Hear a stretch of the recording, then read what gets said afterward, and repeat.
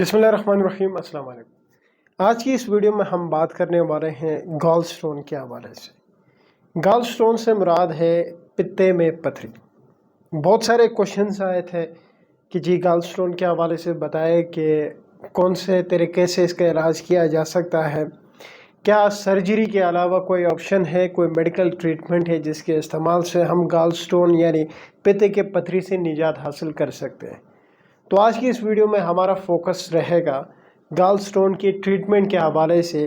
क्या है कि कोई मेडिकल ट्रीटमेंट है जिससे जो पित्ते में पथरी है वो ख़त्म हो जाए, जिस तरह गुर्दे में पथरी जो होती है वो मेडिकल ट्रीटमेंट से बाज़ औक़ात ख़त्म हो जाती है। पहले बात करते हैं गॉल स्टोन के बेसिक के हवाले से।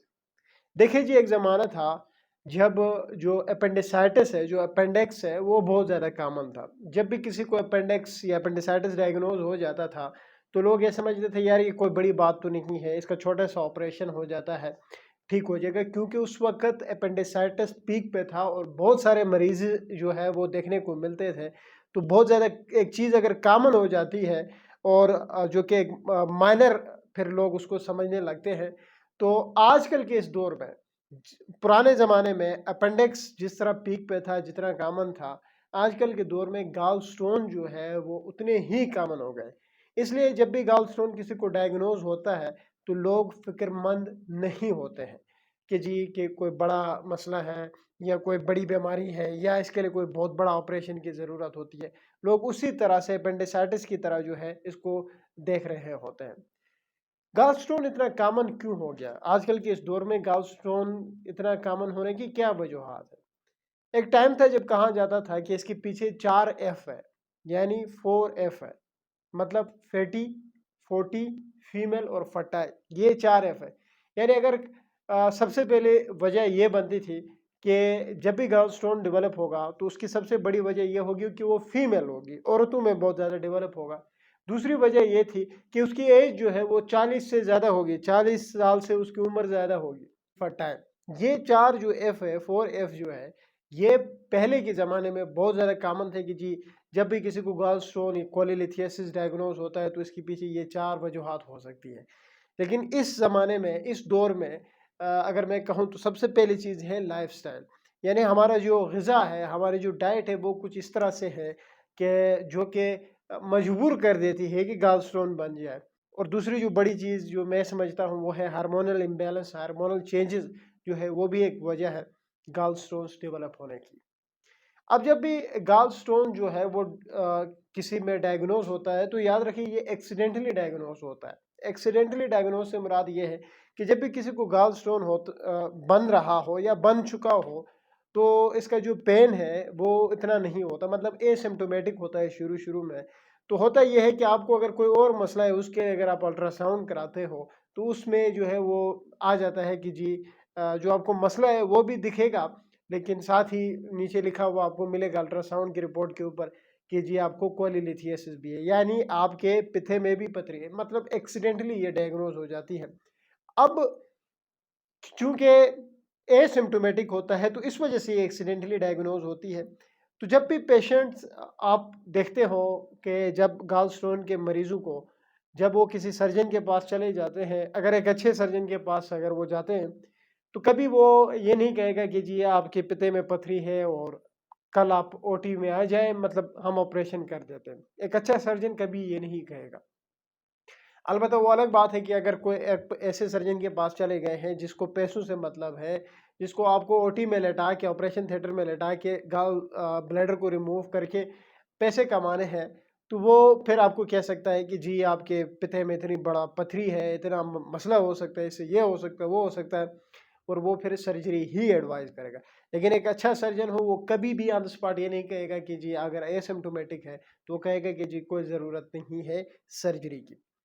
अब एसिम्प्टोमेटिक और सिम्प्टोमेटिक, जब अगर एक डॉक्टर के पास आप गए और एसिम्प्टोमेटिक, मैंने पहले भी कहा एसिम्प्टोमेटिक है तो वो कभी आपको सर्जरी एडवाइस नहीं करता। और जब भी एक पेशेंट जिसमें डायग्नोज हो गॉल स्टोन और वो एसिम्प्टोमेटिक यानी उसमें आपको दर्द नहीं हो रहा हो उसकी वजह से, तो सर्जरी करानी भी नहीं चाहिए। लेकिन अगर सिम्टोमेटिक है और बार बार आपको दर्द हो रहा है, मुसलसल दर्द आ रहा है, क्योंकि इसमें पेन इतना शदीद किस्म के होता है कि आप सोच नहीं सकते हैं, तो इस वजह से फिर सर्जन भी जो है वो मजबूर हो जाते हैं सर्जरीज की तरफ जाने के लिए।